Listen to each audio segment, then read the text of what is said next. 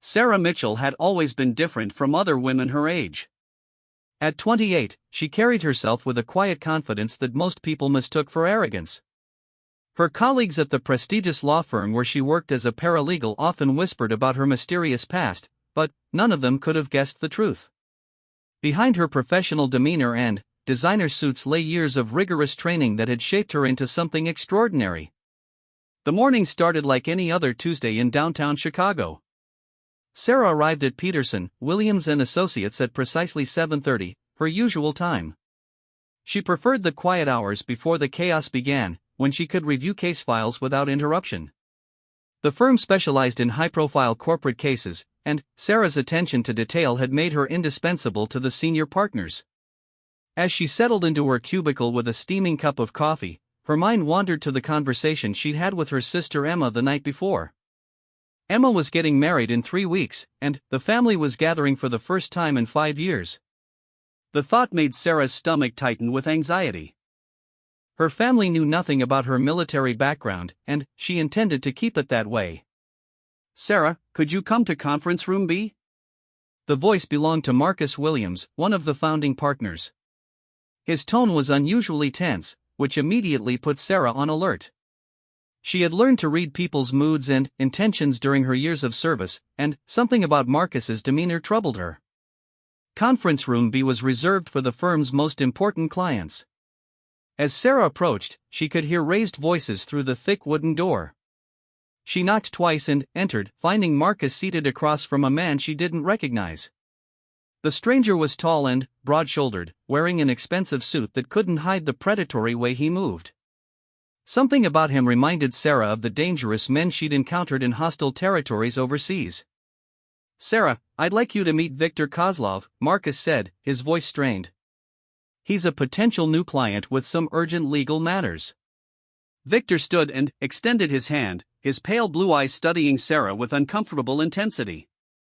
When she shook his hand, his grip lingered longer than necessary, and she felt the calluses that spoke of violence in his past. Her training kicked in automatically, cataloging every detail about him: the slight bulge under his left armpit that suggested a shoulder holster, the way he positioned himself near the exit, the predatory smile that never reached his eyes. "Ms. Mitchell," Viktor said in accented English, his voice smooth as silk. "Marcus tells me you're very talented at finding information that others cannot." Sarah maintained her professional composure, but every instinct she'd honed during her years as a Navy SEAL was screaming warnings. This man was dangerous, and whatever Marcus had gotten the firm involved in was trouble. She'd seen enough evil in the world to recognize it instantly. "I specialize in legal research and case preparation," she replied carefully. "What type of legal matters are you dealing with, Mr. Kozlov?" Viktor's smile widened, and Sarah caught the flash of gold teeth. "Import and export business. Sometimes there are complications with customs, you understand. I need someone who can help me navigate certain difficulties." The euphemisms were clear to anyone who knew how to listen. Viktor Kozlov was involved in human trafficking, and he was looking for someone inside the legal system to help him cover his tracks. Sarah had encountered men like him before, in places where justice was hard to find and innocent people paid the price. Marcus shifted uncomfortably in his chair. "Viktor came highly recommended by some of our international contacts. His business ventures could be very lucrative for the firm." Sarah could see the fear in Marcus's eyes and realized that Viktor wasn't just a potential client, he was extorting the firm somehow. The pieces began falling into place. Peterson, Williams & Associates handled several international cases, which meant they had access to shipping manifests, customs documents, and immigration files. In the wrong hands, that information could facilitate terrible crimes. "I'll need to review the specifics of your case before I can determine if I can be of assistance," Sarah said, her voice steady despite the anger building inside her. She'd spent years fighting to protect innocent people from monsters exactly like Viktor Kozlov. "Of course," Viktor replied, pulling out a thick manila folder.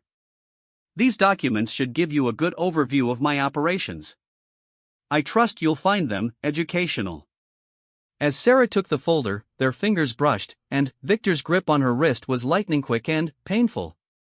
It was a warning, a demonstration of power meant to intimidate. In any other circumstance, she might have broken his hand for the transgression. Instead, she simply met his gaze with calm indifference.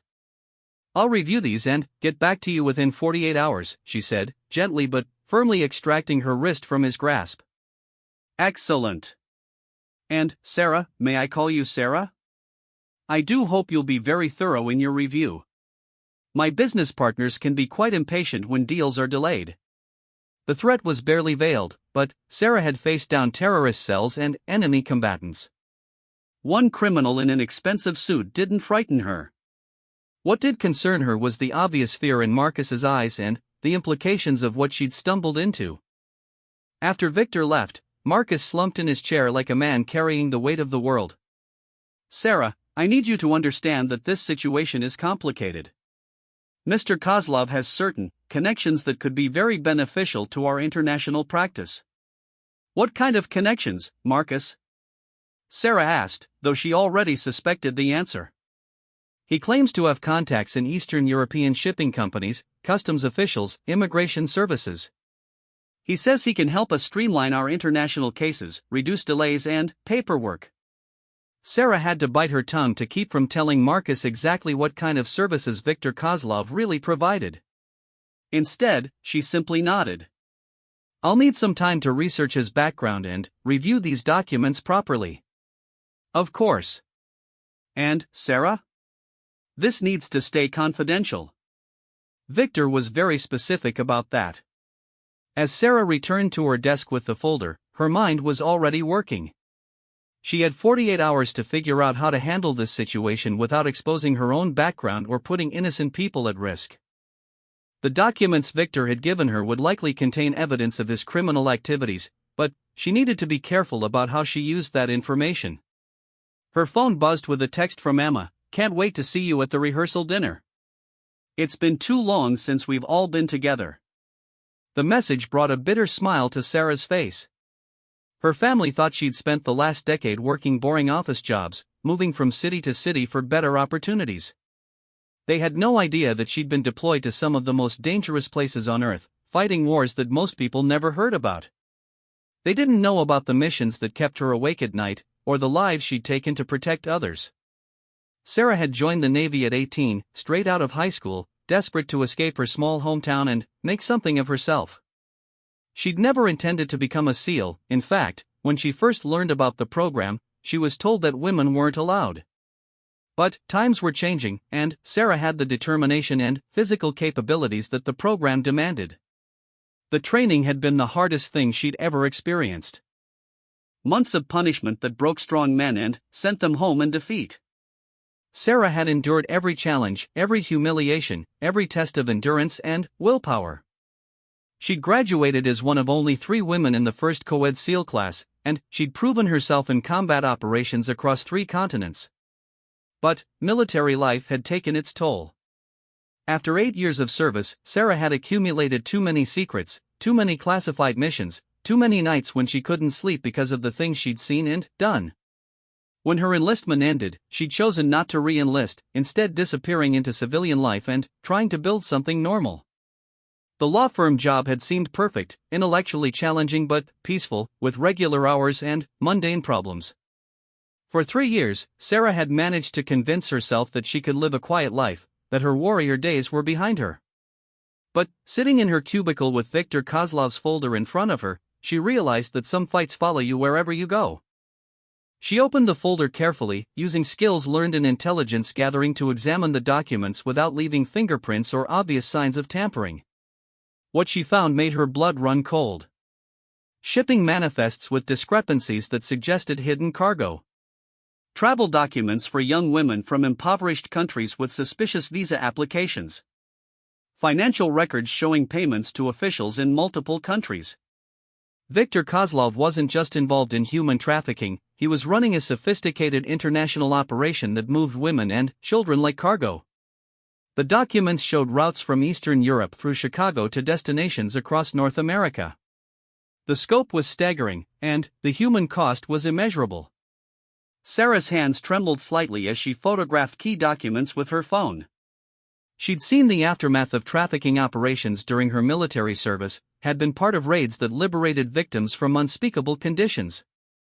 The women and children they'd rescued haunted her dreams, their broken spirits and hollow eyes serving as constant reminders of humanity's capacity for evil.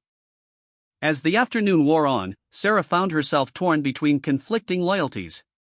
Her civilian life demanded that she handle this through proper legal channels, contact the FBI, turn over the evidence, and let the system work. But her military experience told her that by the time authorities could act, Victor would have disappeared and dozens of innocent people would suffer the consequences. The secure phone in her purse buzzed, a number she hadn't heard from in 2 years. Sarah stepped into an empty conference room before answering. "Mitchell," she said quietly. "Sarah, it's Commander Richardson. I know you're retired, but we need to talk." Tom Richardson had been Sarah's commanding officer during her final deployment. He was one of the few people who knew about her transition to civilian life and had respected her desire for privacy. "Tom, what's wrong?" "We've been tracking an international trafficking network with ties to Chicago. One of our informants mentioned a legal firm might be compromised." "I'm hoping it's not your firm, but I had to check." Sarah closed her eyes, feeling the weight of inevitability settling on her shoulders. "Peterson, Williams and Associates? Jesus, Sarah. How deep are you in this?" "I just met the primary suspect about 4 hours ago. He's trying to use the firm to legitimize his operations." "Can you get out?" Sarah looked through the conference room window at her colleagues working at their desks, innocent people who had no idea they were being dragged into something that could destroy their lives. Marcus was visible in his office, pacing back and forth while talking on the phone, his face pale with stress. "It's too late for that, Tom. They're already involved, and I can't just walk away and leave them exposed." "Sarah, you're a civilian now. This isn't your fight." "When was it ever not my fight?" she replied, surprising herself with the conviction in her voice. "These people are using my firm to hurt innocent victims. That makes it personal." There was a long pause before Tom spoke again. "What do you need?" "Time and backup. Viktor Kozlov is planning something, and I think it's happening soon. The documents he showed me suggest a major shipment coming through Chicago in the next few days. I can get you surveillance support, but, Sarah, you have to promise me you won't do anything stupid. You're not part of a team anymore. You don't have military backup or diplomatic immunity." Sarah understood the warning, but she also understood what was at stake. Somewhere out there, frightened women and children were trapped in shipping containers or hidden facilities, waiting for someone to save them. The thought made her jaw clench with determination. "I'll be careful, Tom. But I won't let this happen on my watch." After ending the call, Sarah returned to her desk and spent the rest of the day researching Viktor Kozlov and his associates. What she found painted a picture of a man who had risen from the chaos of post-Soviet Eastern Europe to build a criminal empire spanning multiple continents. He was smart, ruthless, and well-connected, with a network of corrupt officials and violent enforcers protecting his operations. As evening approached and her colleagues began leaving for the day, Sarah remained at her desk, planning her next move. She'd learned during her military service that successful operations required careful preparation and multiple contingencies. Victor expected her to be a frightened civilian who would either cooperate or flee. He had no idea that he'd just threatened a former Navy SEAL who had spent years hunting monsters exactly like him. The building grew quiet as cleaning crews began their evening rounds. Sarah used the opportunity to access the firm's computer systems and examine their recent international cases. What she discovered confirmed her worst fears. Peterson, Williams and Associates had unknowingly been facilitating Victor's operations for months, providing legal cover for shipping companies and travel agencies that were fronts for trafficking activities. Marcus had been manipulated expertly, drawn into the web through legitimate-seeming business opportunities that gradually became more questionable. By the time he realized what was happening, he was too deep to extract himself without destroying the firm and potentially facing criminal charges. Sarah's phone buzzed with another text from Emma. "Mom asked me to remind you to bring a dress for the rehearsal dinner. She's worried you'll show up in another business suit." The message brought a smile to Sarah's face despite the gravity of her situation. Her mother had always worried about Sarah's lack of interest in traditionally feminine things, never understanding that her daughter had been too busy learning to kill with her bare hands to worry about fashion. As she prepared to leave the office, Sarah made a decision that would change everything. She wasn't going to run from Viktor Kozlov or wait for the authorities to slowly build a case while innocent people suffered. She was going to use every skill she'd learned as a SEAL to take down his operation and protect the people she cared about. But, first, she had to survive the next 48 hours and find a way to get close enough to Viktor to gather the intelligence needed to destroy his network. It would be the most dangerous mission of her life, and she'd be facing it alone, without the backing of the military or the protection of her team. Standing in the empty office building, looking out at the lights of Chicago, Sarah Mitchell felt the familiar weight of responsibility settling on her shoulders. She'd been a guardian once, sworn to protect the innocent and defend the defenseless. Tonight, she realized that some oaths never expire, and some battles choose their own warriors. The fight was coming whether she wanted it or not, and Sarah intended to be ready. The next morning brought an unexpected complication. Sarah arrived at the office to find FBI agents waiting in the lobby, their presence sending ripples of anxiety through the building's other tenants. Agent Jennifer Walsh, a sharp-eyed woman in her 40s, introduced herself and explained that the Bureau was investigating potential immigration fraud connected to the firm. "We understand you recently met with a Mr. Viktor Kozlov," Agent Walsh said as they settled into conference room B. "We'd like to know about that meeting." Sarah chose her words carefully, knowing that any mention of her military background would complicate everything. "He claimed to be a potential client with import-export businesses. He gave me some documents to review for possible legal representation." "Do you still have those documents?" "They're in my desk." "But, Agent Walsh, I should mention that something felt off about the meeting. Mr.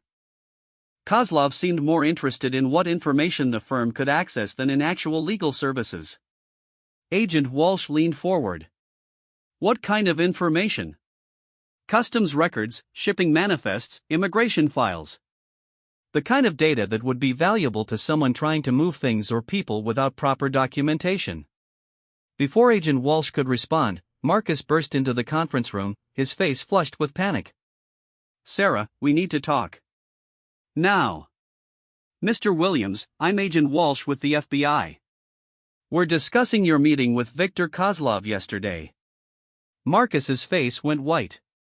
"I think there's been a misunderstanding. Mr. Kozlov is a legitimate businessman with excellent references." "From whom?" Agent Walsh asked.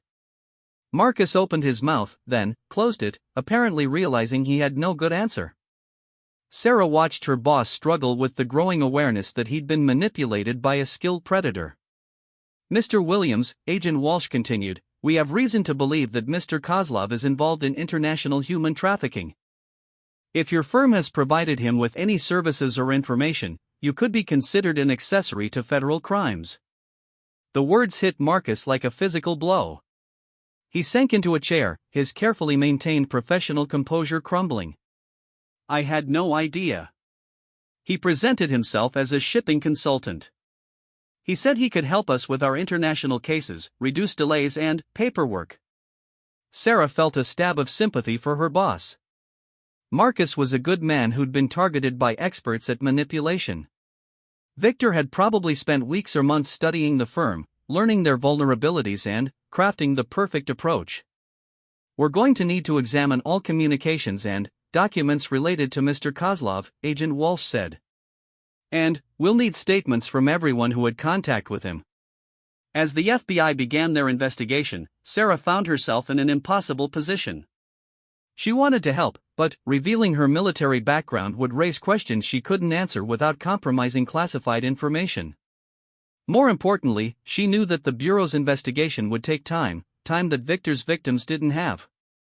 During her lunch break, Sarah met Tom Richardson at a small cafe several blocks from the office. The former SEAL commander looked older than his 45 years, carrying the weight of too many dangerous missions and difficult decisions. "The FBI is already involved," she told him quietly. "Agent Walsh seems competent, but they're going to move slowly." That might be for the best, Sarah. Let the authorities handle this. Sarah shook her head. Tom, I've seen the documents. There's a major shipment coming in tonight. By the time the FBI gets warrants and coordinates with other agencies, it'll be too late. What kind of shipment? 17 women, ages 16 to 24, from Moldova and Romania. They think they're coming to America for legitimate jobs as domestic workers or nannies.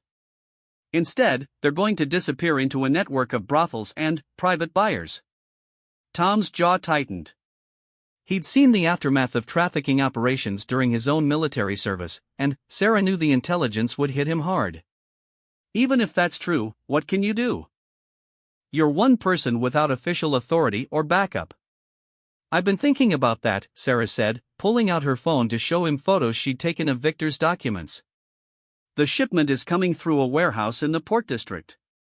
Victor has a meeting scheduled there tonight at 11 p.m. to inspect the merchandise before it's distributed. Sarah, no. I know that look, and I'm telling you no. Tom, I've been in worse situations with less intel. I can get close enough to gather evidence and call in the cavalry. The FBI can't move without proof, but I can get them what they need. Tom studied her face, seeing the determination that had made her one of the most effective operators he'd ever commanded. You're not talking about surveillance. You're talking about direct action. Only if necessary. But, Tom, these women are going to disappear forever if we don't act tonight. How many trafficking victims did we find during our deployments who'd been missing for years because no one acted quickly enough?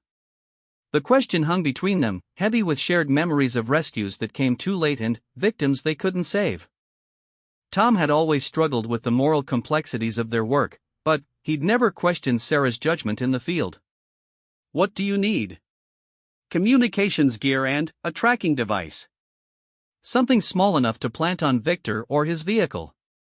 If things go wrong, the FBI needs to be able to find his base of operations. Tom was quiet for a long moment, weighing risks and consequences. I can get you what you need, but, Sarah, promise me you'll call for backup the moment you have solid evidence. Don't try to be a hero. I'm not trying to be a hero, Tom. I'm trying to do what's right. They spent another hour planning the operation, using skills honed through years of military service. Tom would coordinate with FBI surveillance teams, positioning them close enough to respond quickly but far enough away to avoid detection. Sarah would approach the warehouse alone, gather intelligence, and extract before Victor's security could identify her as a threat. As they prepared to leave the cafe, Tom grabbed Sarah's arm. There's something else you should know. Viktor Kozlov isn't just a trafficker. Our intelligence suggests he's connected to a broader network of former military and intelligence operatives from Eastern Europe. These aren't street criminals, they're professionals with combat training and military equipment. The warning sent a chill down Sarah's spine.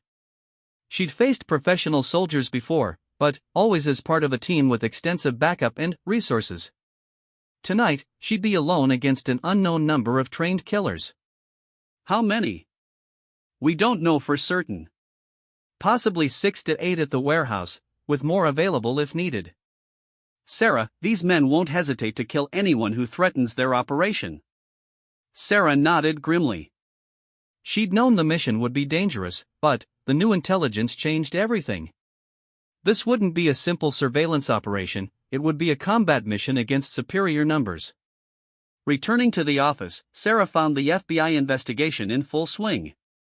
Agents were examining computers, copying files, and interviewing staff members. Marcus looked like a broken man, finally, understanding that his firm had been used to facilitate terrible crimes. Sarah, Agent Walsh approached her desk. We've been reviewing the documents Mr. Kozlov gave you. They're definitely connected to trafficking operations, but we need more evidence to move against him directly. What kind of evidence? Proof of active crimes, locations of victims, financial records showing payment for illegal services. Right now, we have circumstantial evidence that might not hold up in court. Sarah wanted to tell Agent Walsh about the warehouse meeting, but she knew the FBI would either dismiss her intelligence or insist on taking over the operation entirely. Either way, the victims would likely be moved before authorities could act. Agent Walsh, if you had solid evidence of an active trafficking operation, how quickly could you move? With the right evidence? We could have tactical teams in position within 2 hours. Why? Just wondering about the process. As the afternoon progressed, Sarah made final preparations for the night's mission. She reviewed satellite imagery of the warehouse district, identifying approach routes and escape paths. She studied photographs of Victor's known associates, memorizing faces and identifying potential threats. Most importantly, she prepared mentally for the possibility that she might not survive the night. Sarah had faced death many times during her military service, but those missions had been sanctioned by the government and supported by extensive backup. Tonight's operation was essentially a suicide mission undertaken for moral rather than strategic reasons. Her phone buzzed with another message from Emma. Sarah, Mom is really excited to see you this weekend. She's been cooking your favorite foods all week. The message brought tears to Sarah's eyes. Her family had no idea what kind of life she'd lived or what she was about to risk. To them, she was just Sarah the paralegal, living a quiet life in Chicago and, finally, coming home for a family celebration.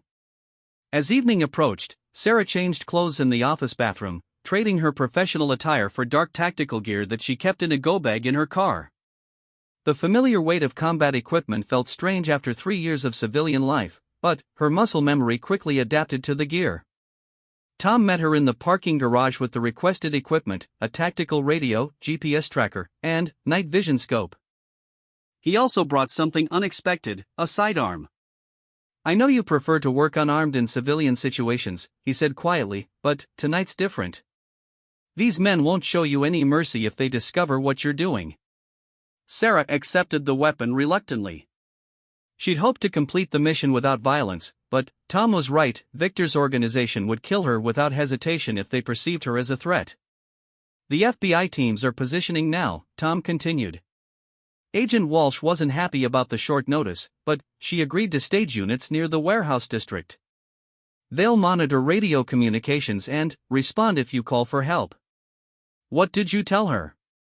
That we received intelligence about a possible trafficking operation tonight. I didn't mention you specifically, but Walsh is smart enough to piece together what's happening.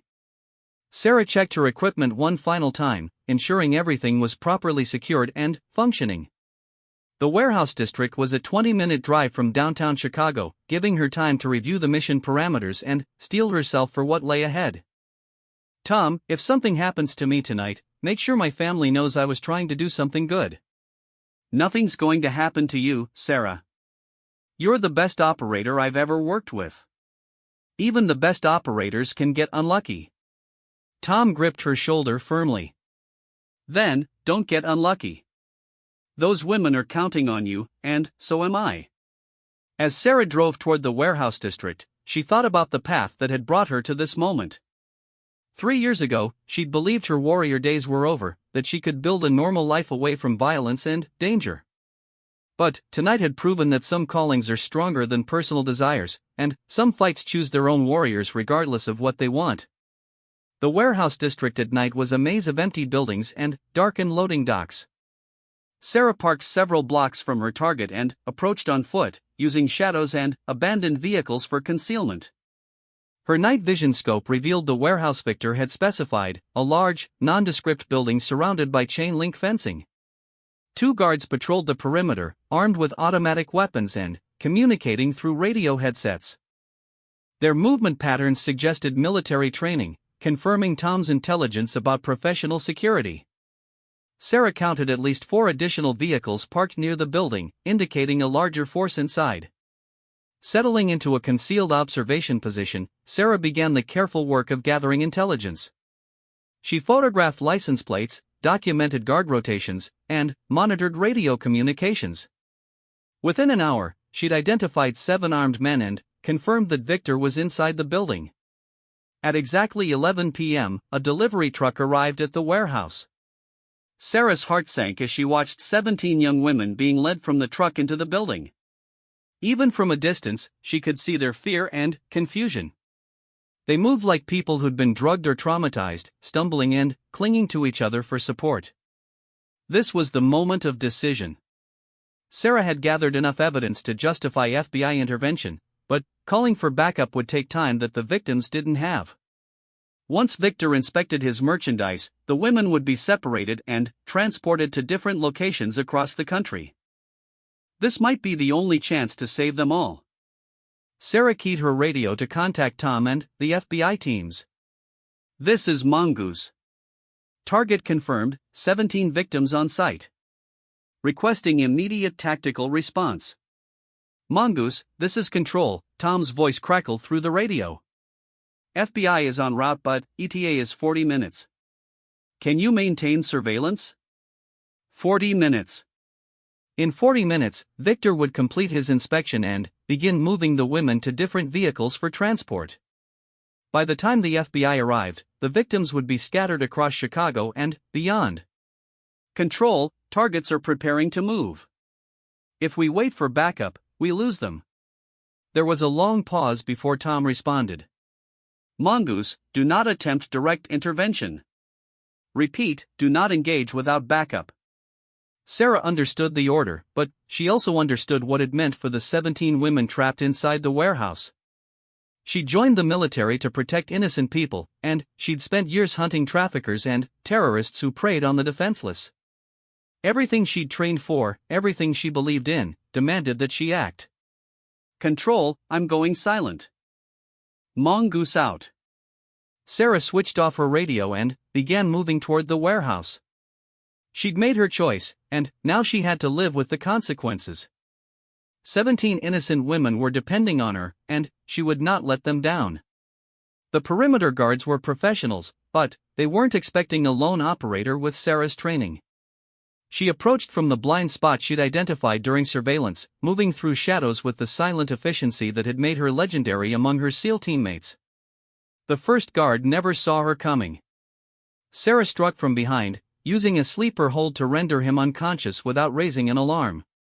She secured his weapon and radio, then moved to neutralize the second perimeter guard using the same technique. With the outside sentries eliminated, Sarah approached the warehouse's rear entrance. Through a grimy window, she could see the terrified women huddled together in the center of the building while Victor and his men discussed arrangements for their transport. The scene filled her with a cold rage that she'd learned to channel into deadly efficiency. Sarah had 40 minutes to save 17 lives, and she intended to use every second. Sarah crouched behind a stack of shipping containers, studying the warehouse's interior through her night vision scope. The building's layout was typical of port facilities, a large open space with concrete floors, metal support beams, and high windows that provided natural light during the day. Now, in the darkness, harsh fluorescent fixtures cast harsh shadows that would provide both cover and concealment. Victor stood in the center of the space like a predator surveying his territory. He'd changed from his expensive business suit into military-style tactical gear, revealing the warrior that lurked beneath his civilized facade. Around him, 5 armed men maintained a loose perimeter while the 17 victims sat on the floor, their hands bound with zip ties. The women ranged in age from what appeared to be teenagers to young adults in their 20s. Even in the poor lighting, Sarah could see the fear and confusion in their faces. They spoke in hushed whispers, probably trying to make sense of their situation. Most had likely been promised legitimate work in America, domestic positions or nanny jobs that would help them support families back home. Sarah's tactical assessment revealed both advantages and challenges. The warehouse's size would allow for maneuvering, but it also meant the enemy could spread out and use multiple firing positions. The concrete floors would provide no cushioning if someone fell, but they also wouldn't absorb blood or other evidence. Most importantly, the victims were clustered in the center of the space, making any rescue attempt extremely dangerous. Through her earpiece, she could hear Victor talking to his subordinates in a mixture of English and what sounded like Russian or Ukrainian. His tone was businesslike, as if he were discussing the shipment of any other commodity rather than human beings. "The blonde ones will go to the private clients," he said in accented English. "Premium price, clean documentation. The others go to the facilities in Detroit and Cleveland. Make sure they understand the rules before transport." One of his men, a heavy-set brute with facial scars, gestured toward the women. What about the ones who don't cooperate? Victor's laugh was cold and cruel. They learn cooperation quickly enough, or they become examples for the others. Either way, they serve a purpose. Sarah felt her hands clench into fists. She'd heard similar conversations during military operations in Eastern Europe and Central Asia, where trafficking networks operated with impunity. The casual way these men discussed destroying lives filled her with a familiar burning anger that she'd learned to control and channel. She checked her watch, 35 minutes until FBI backup arrived. The tactical situation was clear: she was outnumbered 6-1 against trained opponents, with 17 innocent civilians in the line of fire. Any engagement would likely result in casualties among the victims, which made direct assault unacceptable. But Sarah had spent years learning to think creatively about impossible situations. During SEAL training and subsequent deployments, she developed a reputation for finding unconventional solutions to tactical problems. Tonight would require every bit of that creativity. Moving carefully through the shadows, Sarah approached the warehouse's electrical panel. Most industrial buildings had centralized power systems that could be manipulated to create tactical advantages. As she'd hoped, the panel was located on an exterior wall, accessible without entering the main building. Sarah studied the circuit layout, identifying the lighting systems and emergency power backup. With careful manipulation, she could create a blackout that would level the playing field.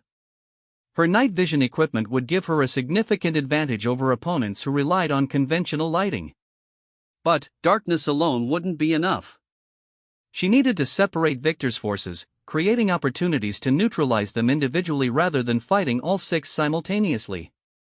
The warehouse's layout suggested a solution: if she could create multiple disturbances in different areas, the enemy would be forced to split their attention and manpower. Sarah began implementing her plan by planting small explosive charges at strategic points around the warehouse's perimeter. She'd improvised the devices from materials in her tactical kit, not powerful enough to cause structural damage, but sufficient to create noise and confusion. Timed properly, they would simulate multiple attackers approaching from different directions.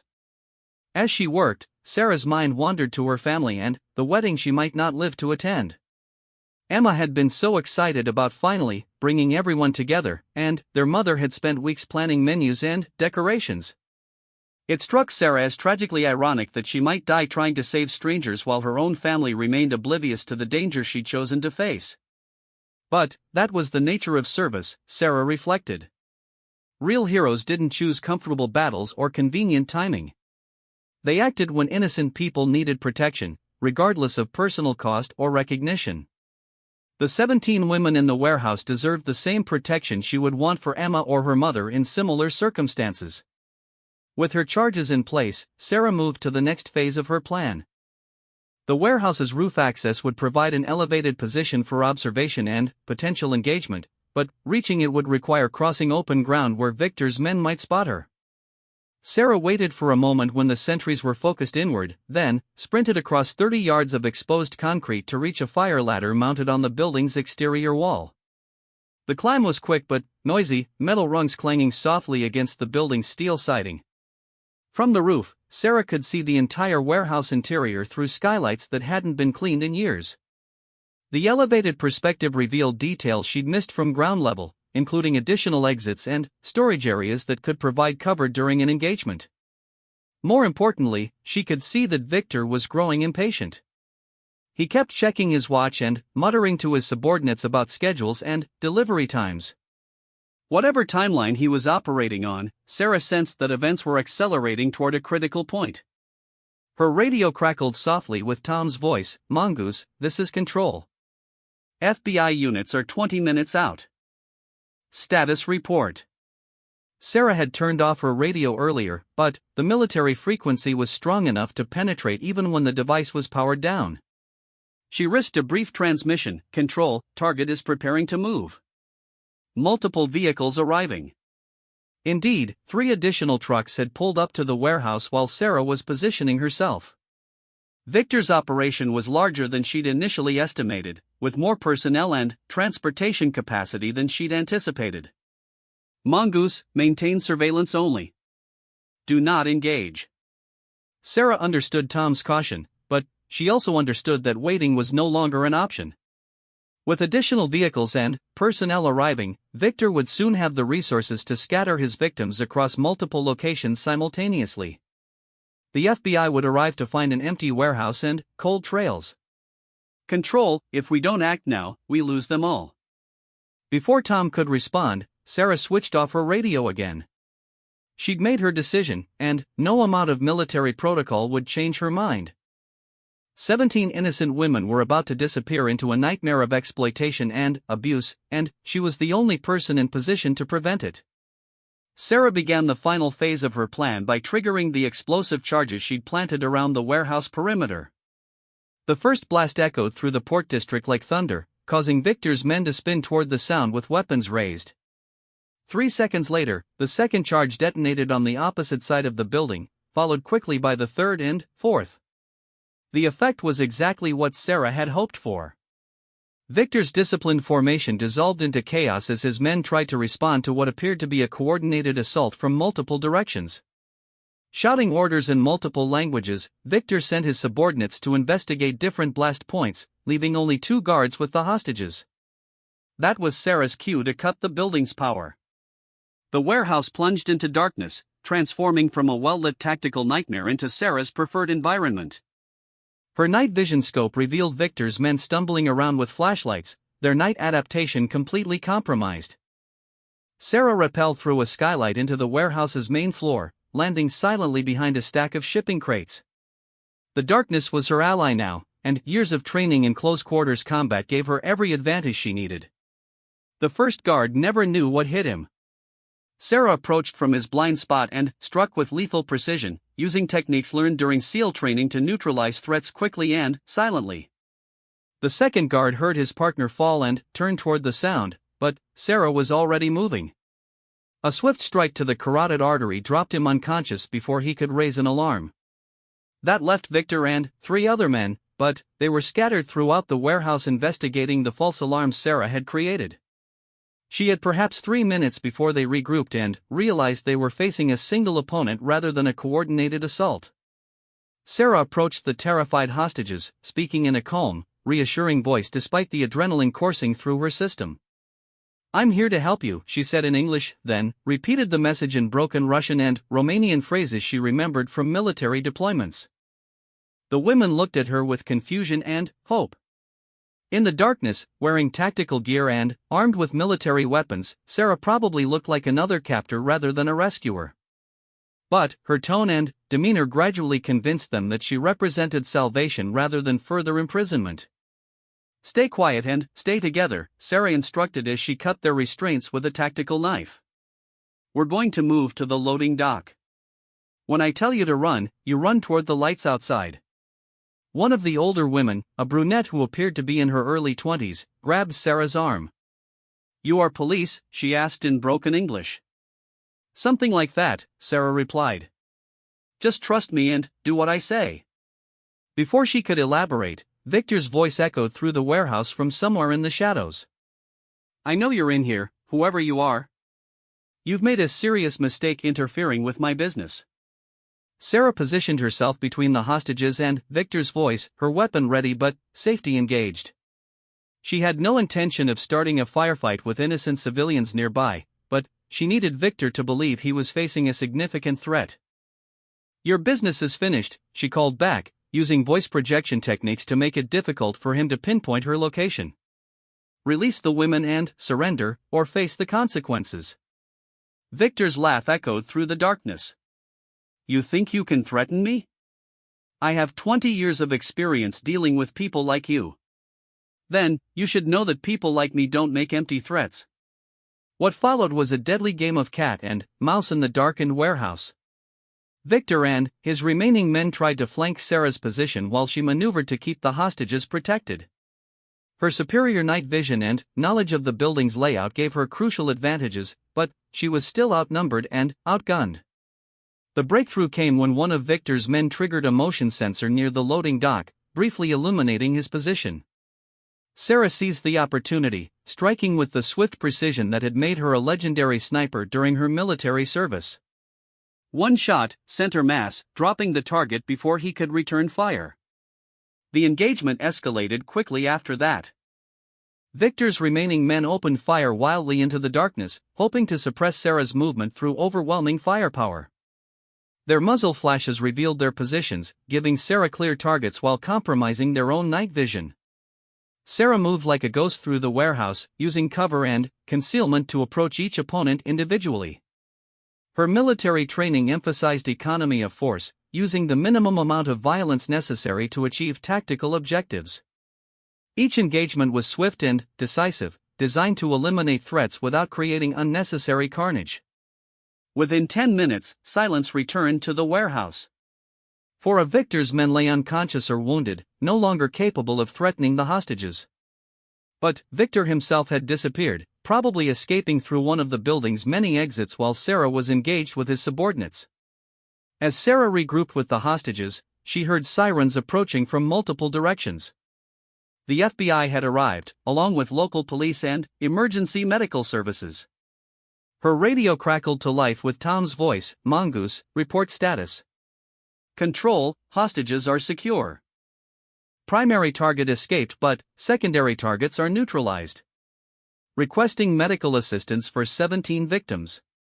Outstanding work, Mongoose. Emergency services are en route." Sarah felt a moment of satisfaction at the successful rescue, but she knew the mission wasn't truly complete. Viktor Kozlov remained free, and his trafficking network was still operational.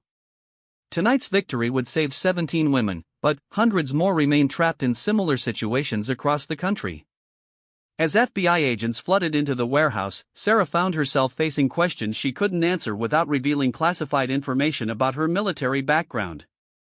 Agent Walsh approached with a mixture of gratitude and suspicion, clearly wondering how a paralegal had managed to single-handedly defeat a team of professional criminals. "Ms. Mitchell, we need to discuss what happened here tonight." Sarah nodded, understanding that her civilian cover was probably blown but not regretting her actions. She'd kept her oath to protect the innocent, and that was more important than maintaining her secret identity. "Agent Walsh, there's something you need to know about Viktor Kozlov and his organization. This warehouse was just one small part of a much larger network." As emergency medical teams attended to the rescued women, Sarah began briefing the FBI on everything she'd learned about Viktor's trafficking operation. The night was far from over, and there was still work to be done to ensure that the victims received proper care and that Viktor faced justice for his crimes. But, for now, 17 women were free, and that was enough. The FBI safe house was a nondescript building in a quiet Chicago suburb, the kind of place that neighbors assumed housed a small business or government office. Sarah sat in a sterile conference room, facing Agent Walsh and a collection of federal officials who'd arrived throughout the night to debrief her about the warehouse operation. 12 hours had passed since the rescue, and Sarah was exhausted. She'd spent the early morning hours at the hospital, ensuring that the 17 rescued women received proper medical care and trauma counseling. Many were suffering from dehydration, malnutrition, and the psychological effects of their ordeal. Several had been drugged during transport, and all showed signs of severe emotional distress. "Ms. Mitchell," Agent Walsh began for the third time, "I need you to explain how a paralegal with no law enforcement training managed to neutralize 6 armed traffickers without backup." Sarah had been dreading this conversation since the FBI arrived at the warehouse. Her military background was classified, and revealing it would compromise not only her own security but potentially ongoing operations involving her former SEAL unit. Yet she couldn't explain her actions without acknowledging some level of tactical training. "Agent Walsh, I think you're overestimating what happened. I got lucky, and Viktor's men were disorganized after the explosions." "Lucky?" Agent Walsh pulled out a folder containing photographs from the warehouse. "You placed explosive charges at precisely the right locations to fragment their response. You accessed the building through a skylight 30 feet above ground level. You neutralized armed opponents in complete darkness without sustaining any injuries yourself." Tom Richardson, who'd been silent throughout the debriefing, finally spoke up. "Agent Walsh, Ms. Mitchell consulted with my security firm before approaching the warehouse. We provided tactical advice based on our assessment of the situation. It was a carefully constructed half-truth that protected Sarah's classified background while acknowledging her obvious competence. Tom's private security company did employ former military personnel, making his involvement plausible without raising questions about Sarah's own service record. Agent Walsh studied both of them skeptically. "Mr. Richardson, your firm specializes in corporate security. This was a federal investigation involving international trafficking. Sometimes the line between corporate security and human trafficking isn't as clear as we'd like," Tom replied. "When Sarah contacted me about her concerns regarding Viktor Kozlov, we realized the situation was more serious than anyone anticipated." Before Agent Walsh could probe deeper, her phone buzzed with an urgent message. She read the text quickly, her expression growing grim. "We have a problem. Viktor Kozlov has surfaced." Sarah felt her stomach drop. "Where?" "He's contacted a local news station claiming that he's the victim of a conspiracy involving corrupt FBI agents and a rogue private security contractor. He's demanding a public meeting to clear his name." The audacity of Viktor's move was breathtaking. Rather than fleeing the country after his operation was exposed, he was attempting to control the narrative by positioning himself as the victim. It was a sophisticated disinformation campaign designed to muddy the waters and create reasonable doubt about his crimes. "What kind of public meeting?" Tom asked. "He's proposing a press conference at the Chicago Marriott downtown, this afternoon at 3 p.m. He claims he has evidence that will expose the real criminals behind last night's violence." Sarah understood immediately what Viktor was doing. A public venue would provide him with protection from arrest while allowing him to present his version of events to the media. If he could convince reporters that he was being framed, he might escape prosecution entirely. "Agent Walsh, you can't let him control the narrative like this. The evidence from the warehouse clearly shows that a trafficking operation was disrupted," Walsh interrupted. "But a good defense attorney could argue that Viktor was investigating the operation himself, or that he was coerced into participating by the real organizers." Sarah realized that Viktor had probably anticipated this scenario and prepared contingency plans. The documents he'd shown her at the law firm were likely carefully crafted to support an innocent explanation for his presence at the warehouse. He might even have backup documentation claiming to be an undercover journalist or private investigator. "So what's the plan?" Tom asked. Agent Walsh closed her folder with obvious frustration. "We don't have enough evidence to arrest him at a public venue without risking a diplomatic incident. Viktor claims to be acting as a legitimate businessman, and his embassy is already making inquiries about his treatment." "His embassy?" Sarah's mind raced through the implications. "Agent Walsh, which embassy?" "The Ukrainian consulate." Viktor apparently has dual citizenship and legitimate business interests in both countries. His lawyers are claiming diplomatic protection under international law. The situation was spiraling beyond Sarah's worst expectations. Viktor wasn't just a criminal, he was a sophisticated operator with government connections and legal resources that could neutralize the evidence against him. Unless they could find additional proof of his crimes, he might walk away from the warehouse operation completely unscathed. "There has to be something we can do," Sarah said. 17 women were rescued from that warehouse. Their testimony alone should be enough to prosecute. Agent Walsh shook her head sadly. "The victims are traumatized and confused. Most don't speak English fluently, and their testimony could easily be challenged. Viktor's lawyers will argue that the women were voluntary participants in a legitimate immigration program that was disrupted by vigilante action." Sarah felt a familiar burning anger rising in her chest. During her military service, she'd seen too many criminals escape justice through legal technicalities and diplomatic immunity. The system that was supposed to protect innocent people was instead protecting their abusers. "Agent Walsh, what if we could get Viktor to incriminate himself publicly?" "What do you mean?" Sarah was thinking quickly, drawing on her experience with undercover operations and psychological warfare.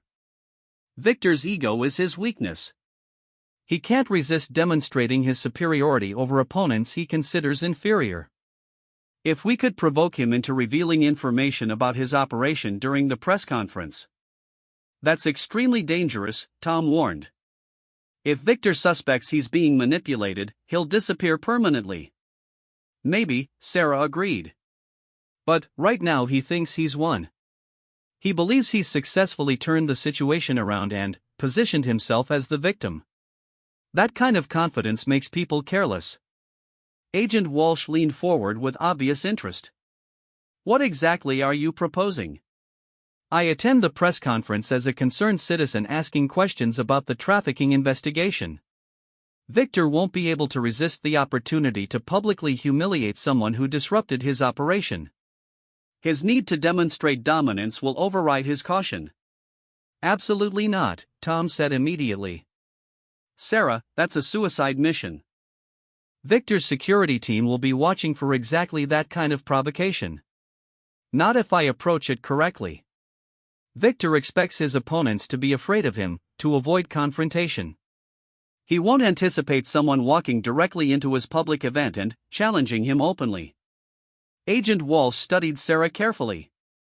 Even if you could provoke Victor into revealing incriminating information, it would be worthless without proper documentation. We'd need recordings that would hold up in court.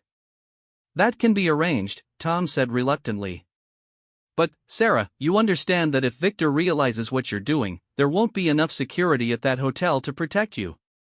Sarah had already considered that possibility. Victor's organization had demonstrated their willingness to use violence, and a public venue wouldn't necessarily deter them from eliminating a threat. But 17 women had been rescued because someone was willing to take risks for strangers, and hundreds more remain trapped in similar situations.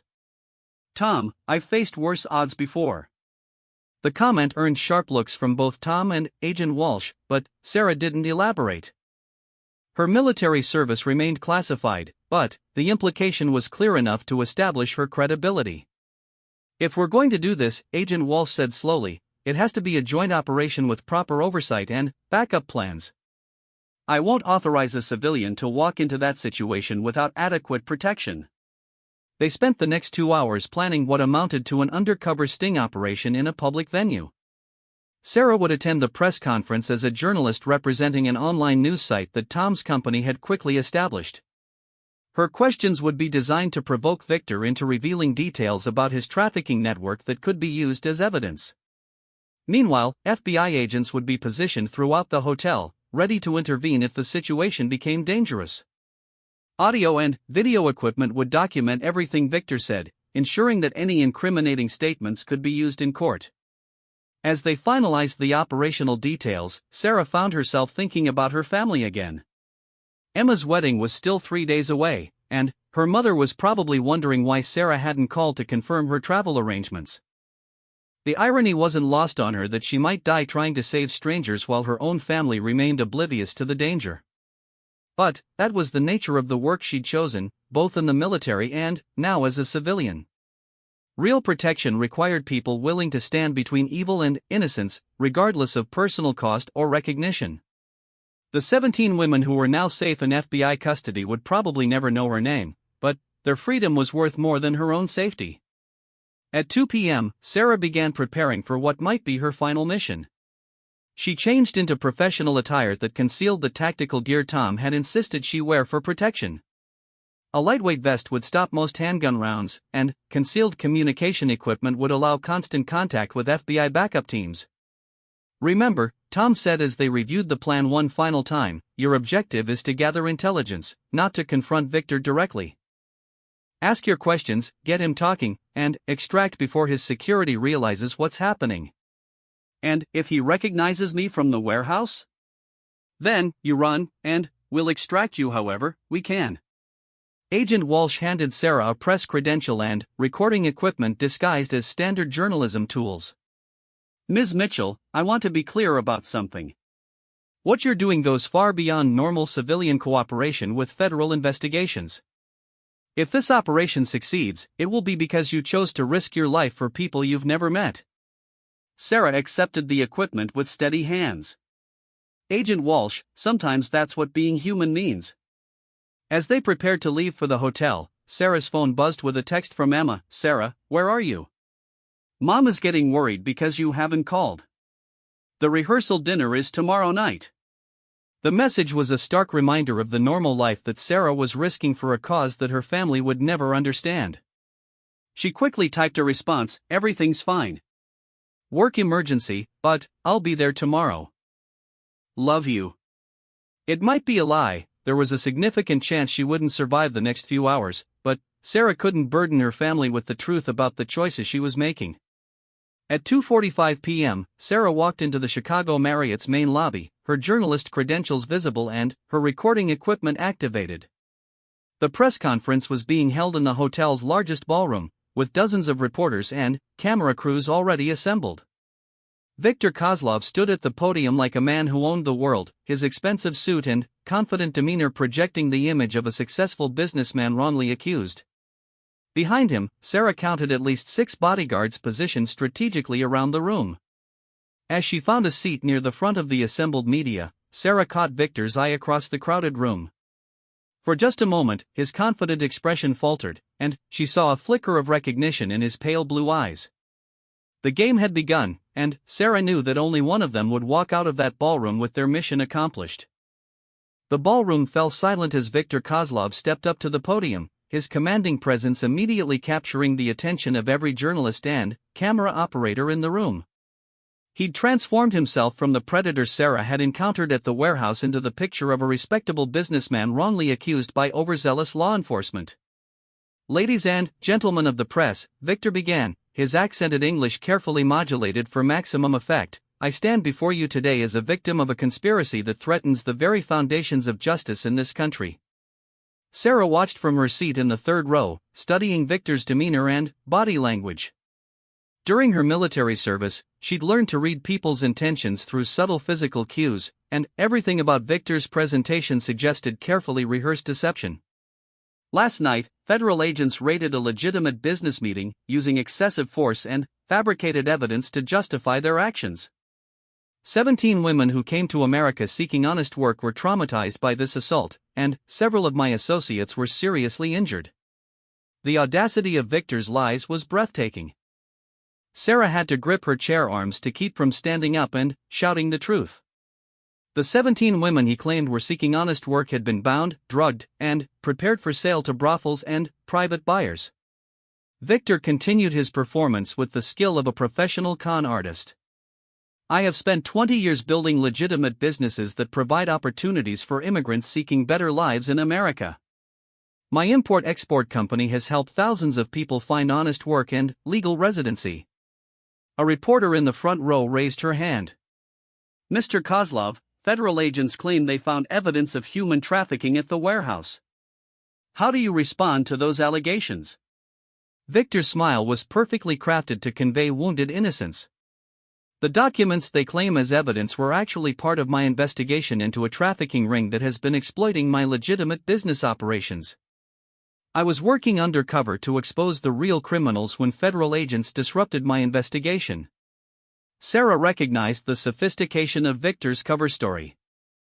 He was positioning himself as a heroic businessman fighting against the very crimes he'd been committing, turning the evidence against him into proof of his innocence.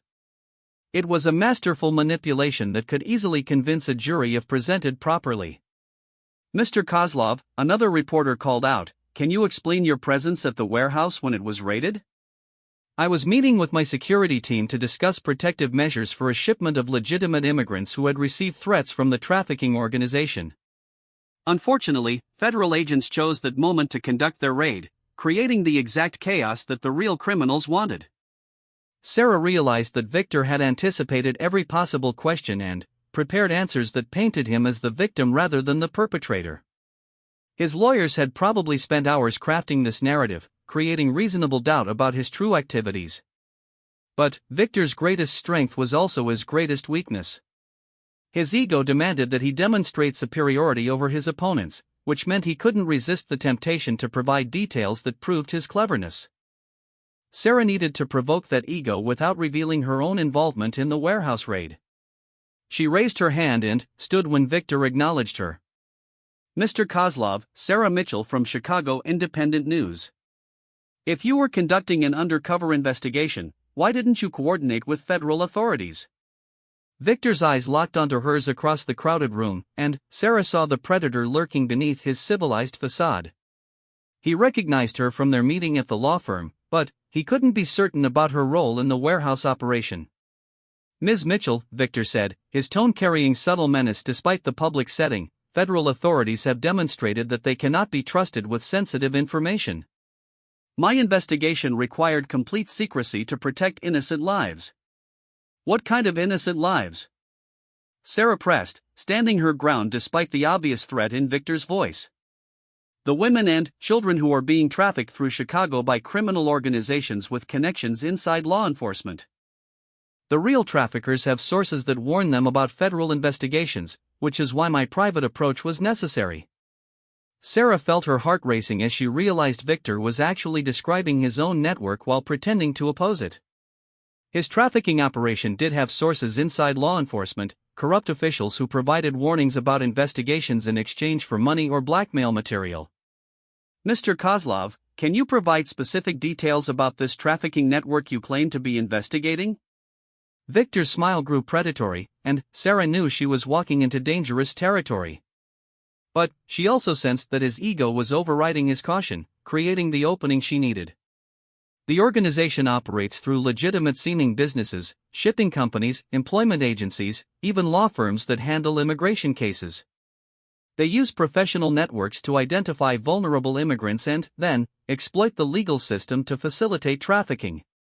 Sarah's blood ran cold as she realized Victor was describing exactly how he'd manipulated Peterson, Williams and Associates.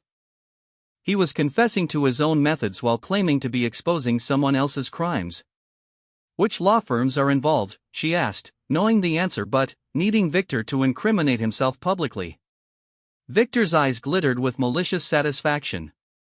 "Peterson, Williams and Associates has been particularly useful to the trafficking organization. They provide legal cover for suspicious shipping manifests and immigration documents." The room erupted with murmurs as reporters realized they were getting an explosive story. Sarah saw Agent Walsh positioned near the back of the room, recording everything on her phone while maintaining her cover as a journalist. "Mr. Kozlov, are you saying that Peterson, Williams and Associates is actively involved in human trafficking?" "I'm saying that certain individuals within the firm have been compromised by the trafficking organization. They may not realize the true nature of the documents they're processing, but their assistance is essential to the operation." Sarah knew she was pushing Victor to the edge of revelation, but she needed him to provide specific details that could be used as evidence. His current statements were still vague enough that his lawyers could claim he was speculating rather than confessing. "Can you name the specific individuals who have been compromised?" Victor paused, studying Sarah with new intensity. She could see him weighing the satisfaction of publicly destroying her reputation against the risk of revealing too much about his own knowledge of the operation. "Ms. Mitchell, you seem very interested in the details of this trafficking network. Perhaps you should ask your colleagues at Peterson, Williams and Associates about their recent international clients." The statement was a direct challenge, and Sarah realized that Victor had figured out her connection to the law firm. He was testing her, trying to determine how much she knew about his operation and whether she posed a threat to his carefully constructed cover story. "I'm simply trying to understand how such a sophisticated operation could function without detection," Sarah replied, maintaining her journalist persona while preparing for Victor's likely response. "Sophisticated operations require sophisticated people, Ms. Mitchell. The real criminals behind this trafficking network are not street thugs, they're educated professionals with military or intelligence backgrounds who understand how to manipulate legal and governmental systems." Sarah felt a chill as she realized Victor was describing her own background, suggesting that he knew more about her identity than he'd initially revealed. His intelligence network was apparently more extensive than the FBI had realized. "Mr. Kozlov, you seem to know quite a lot about the operational methods of this trafficking organization. How did you acquire such detailed information?" Victor's smile became openly predatory. "Ms. Mitchell, successful businessmen learn to study their competitors very carefully. When criminal organizations threaten your legitimate operations, you investigate them thoroughly to protect yourself and your employees." Before Sarah could ask another question, one of Victor's bodyguards stepped forward and whispered urgently in his ear. Victor's expression shifted from confident satisfaction to alert concern, and Sarah realized that something had changed in the tactical situation. "Ladies and gentlemen," Victor announced abruptly, "I'm afraid I must cut this press conference short due to a security concern.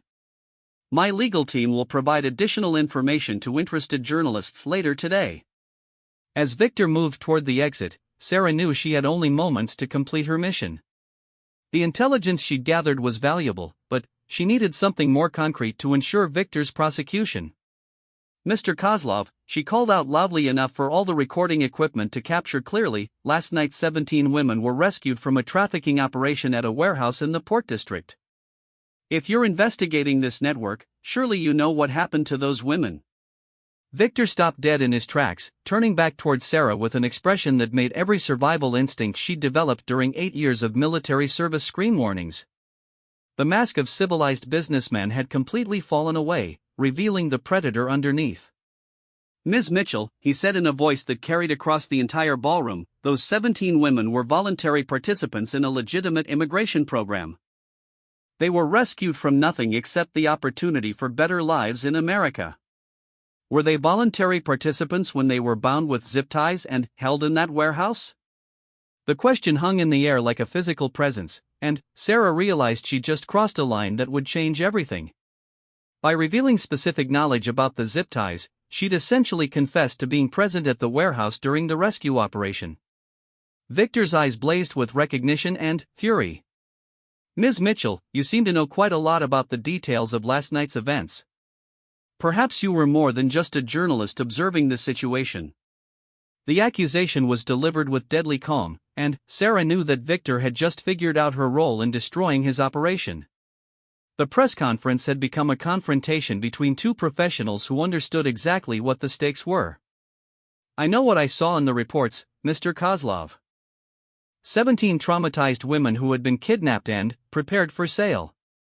"What you saw," Victor replied, his accent becoming more pronounced as his control slipped, "was the work of someone who destroyed a legitimate business operation and traumatized innocent people for their own twisted reasons." Sarah realized that Victor was now openly threatening her in front of dozens of journalists and camera crews. His ego had completely overridden his caution, and he was revealing his true nature to a room full of witnesses. "Mr. Kozlov, are you suggesting that the person who rescued those women was somehow the real criminal?" Victor stepped closer to the podium, his bodyguards moving to flank him in a formation that Sarah recognized as preparation for violence. "Ms. Mitchell, I'm suggesting that some people interfere in situations they don't understand, causing harm to innocent people while believing they're doing good." "And what happens to people who interfere with your legitimate business operations?" The question was Sarah's final gambit, designed to provoke Victor into revealing his willingness to use violence against opponents. If he took the bait, his response would be recorded by dozens of devices and broadcast to thousands of viewers. Victor's smile was pure malice as he stepped towards Sarah's position in the audience. "People who interfere with my legitimate business operations, Ms. Mitchell, learn very quickly that actions have consequences. Sometimes those consequences are quite severe." The threat was unmistakable, delivered in front of witnesses and recording equipment that would make it impossible for Victor's lawyers to deny. But Sarah realized that Victor was beyond caring about legal consequences, he was operating on pure rage and wounded pride. As Victor's bodyguards moved to surround her, Sarah activated the emergency signal that would alert FBI backup teams. The press conference had achieved its objective of getting Victor to incriminate himself, but now she had to survive the consequences of provoking a dangerous man in a public venue. "Mr. Kozlov," she said clearly, ensuring her voice would be captured by every recording device in the room, "are you threatening me because I asked questions about human trafficking?" Victor's response was interrupted by the sudden appearance of FBI agents throughout the ballroom. Agent Walsh stepped forward with her credentials visible, addressing the room full of journalists and camera operators. "FBI. This press conference is concluded.